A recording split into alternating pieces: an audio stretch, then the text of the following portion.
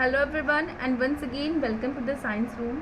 हमने previous session में addition process तक पूरा कंप्लीट कर लिया था। इस सेशन में हम टूथ से स्टार्ट करेंगे।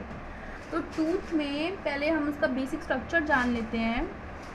सो बेसिक स्ट्रक्चर कुछ इस तरीके का होता है टूथ का। Okay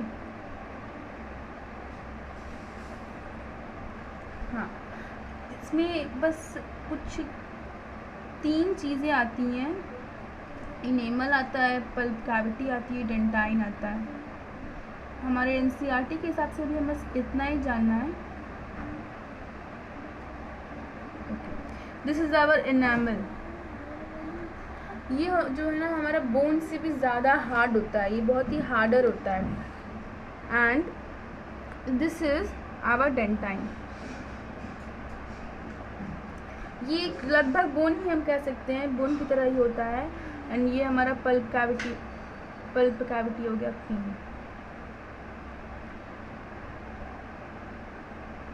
fine. अब हम इसके बारे में जानेंगे कि डेंटल प्लेग्यू क्या होता है।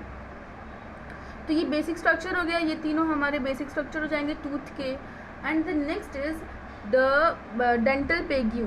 ओके, तो अब होता कैसे, जब हम फूड खाते हैं तो फूड की कुछ पार्टिकल्स यहाँ पे इकट्ठे रहते हैं एंड हमारे टूथ में जो बैक्टीरिया होता है वो उस फूड पार्टिकल से रिएक्ट करके एसिड बनाता है। रिएक्ट करके एसिड बनाता है एंड ये एसिड इतना ज़्यादा कंसनट्रेटेड होता है कि वो हमारे इनेमल, डेंटाइन, इन सब को ब्रोक कर सकता है, रप्चर कर देता है। तो ये फिर धीरे धीरे होते हुए रप्चर करते हुए इससे ये हमारे नर्व सेल होती है, ब्लड वेसल्स होती हैं और इसमें नर्व होती है। ओके, और यहाँ पे ब्लड वेसल्स भी होती हैं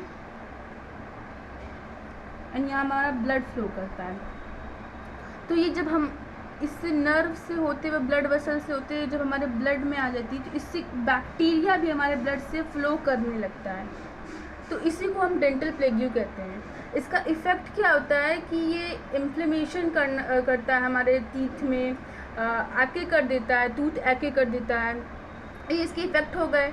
इससे प्रिवेंशन के लिए हमें ब्रशिंग करना चाहिए। एक एक्सपेरिमेंट से हमें ये हमारे साइंटिस्ट बताते हैं कि हमें अगर ब्रशिंग हम 2 मिनट तक करेंगे तो हमारे मतलब कि वो प्रॉपर ब्रशिंग कहलाएगी तब। ओके, तो ये हमारी डेंटल प्लेग्यू का कंसेप्ट था। Now further we will study about tongue. Tongue के बारे में हम थोड़ा सा जान लेते हैं अब। तो टंग की कुछ इम्पॉर्टेंट फंक्शंस जानता है, इसमें हमें टंग के कुछ इम्पॉर्टेंट फंक्शंस जानना है। तो पहला फंक्शन है हमारा मास्टिकेशन। नेक्स्ट है हमारा regulation, the taste and speech. हमारा टंग जो है ये इन 4 इम्पॉर्टेंट फंक्शंस को परफॉर्म करता है। तो अब इसके बारे में जानेंगे कि ये वर्ड हमें क्या बताते हैं। तो मैस्टिकेशन का मतलब होता है कि हेल्प इन च्यूइंग होता है। इसका मतलब टंग हमारा फूड को हमारा च्यू करता है, तुम जानते हैं। तो ये इस प्रोसेस को मैस्टिकेशन बोलते हैं, हेल्प इन च्यूइंग। एंड इसको हम कहते हैं help in swallowing the food. Okay, speech तो हम सब जानते हैं, जब भी हम बोलते हैं तो टंग हमारा एक बहुत ही इम्पॉर्टेंट रोल प्ले करता है स्पीच में। टेस्ट मतलब कि वो किसी भी फूड को टेस्ट करता है and then it transmits the signals to the brain. Okay, so now our the concept of nutrition is totally finished. तो अब हम क्वेश्चंस पे थोड़ा मूव करते हैं, कुछ क्वेश्चंस जान लेते हैं थोड़ा हटके, जो एक्चुअली हमारे एनसीईआरटी में नहीं है।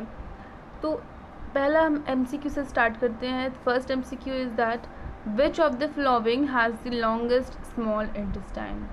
ऑप्शंस में है carnivore, omnivore, herbivore and autotroph. तो बेसिकली सबसे लॉन्गेस्ट स्मॉल इंटेस्टाइन होता है हमारे हर्बीवोर का। This is the right answer. Now the next question we have is this. ये क्वेश्चन हमारा है the process of obtaining food by amoeba is known as what. मैंने बताया था, ये एक्सटर्नल ये कोर्स में ही है। मैंने आप लोग को बताया था कि फाइगोसाइटोसिस कहते हैं हम उस प्रोसेस को जिससे अमीबा अपने फूड को ऑब्टेन करता है एंड देन वो फूड वैक्यूल बनाता है। और इन सब ऑप्शंस को देख के कुछ डरने की ज़रूरत नहीं है, बिकॉज ये ऑप्शंस अभी हमने पढ़े तो नहीं है, हमारे अब तक के कोर्स में नहीं है। So don't be so dare upon it. So ये हमारा राइट आंसर है, फाइगोसाइटोसिस। नेक्स्ट जो क्वेश्चन है वो भी हमारा MCQ का ही है। वो तो next question, pancreatic juice contains enzymes with digest what.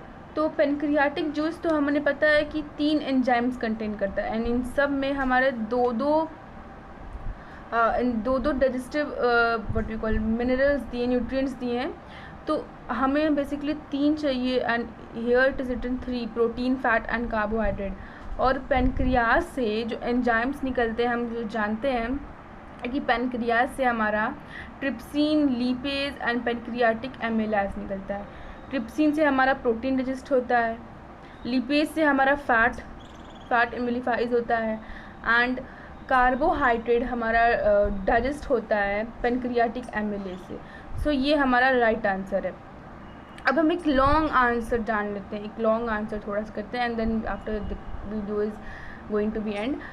एक लॉन्ग आंसर है, वो है हमारा लॉन्ग क्वेश्चन है कि leaves of a healthy potted plant were coated with Vaseline, will this plant remain healthy for long. और इसके लिए हमें कुछ रीजंस भी देने हैं। तो पहले हम एक प्लांट का स्ट्रक्चर बना लेते हैं, मीन्स लीफ बना लेते हैं, बेसिकली लॉन्ग लीफ बनाते हैं। ये हमारा लीफ हो गया। अगर हम इसे वैसलीन से पूरा ढक देंगे, अगर ये वैसलीन से फुली क्लोज हो जाएगा तो इसके जो स्टोमेटल पोर्स हैं वो भी इससे बंद हो जाएंगे। स्टोमेटल पोर्स जब इससे बंद हो जाएंगे तो उसके कुछ इफ़ेक्ट हो जाएंगे जिससे फोटोसिंथेसिस की प्रोसेस भी कंप्लीट नहीं होगी, तो हम उसे हेल्दी नहीं कह सकेंगे। फाइन। तो इसको स्टोमेटल पोर्स को क्लोज कर देने से, स्टोमेटल पोर्स जब हमारे क्लोज हो जाएंगे तो पहले तो प्लांट्स हमारा कार्बन डाइऑक्साइड नहीं ले सकती हैं। फोटोसिंथेसिस की प्रोसेस के लिए वो कार्बन डाइऑक्साइड नहीं ले पाएंगी। ऑक्सीजन भी रिस्पिरेशन की प्रोसेस के लिए नहीं ले पाएंगी क्योंकि वो इस स्टोमेटल पोर्स से ऑक्सीजन भी लेती हैं रिस्पिरेशन के प्रोसेस के लिए, खुद की रिस्पिरेशन के प्रोसेस के लिए। एंड साथ ही साथ वाटर लॉस, जो ट्रांसपिरेशन का प्रोसेस है हमारा, जो लीफ से होता है ट्रांसपिरेशन का process,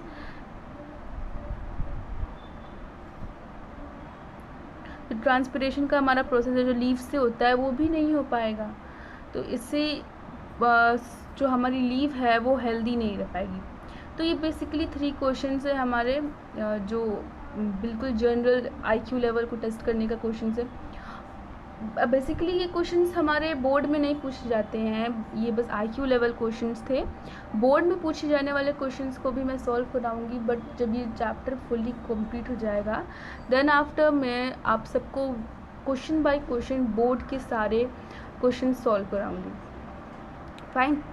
so if you like the video, तो मेरी एक्सप्लेनेशन लाइक की, मेरे जो क्वेश्चंस थे उसे लाइक किया, तो प्लीज़ वीडियो को लाइक करिए and don't forget to subscribe my channel. Thank you.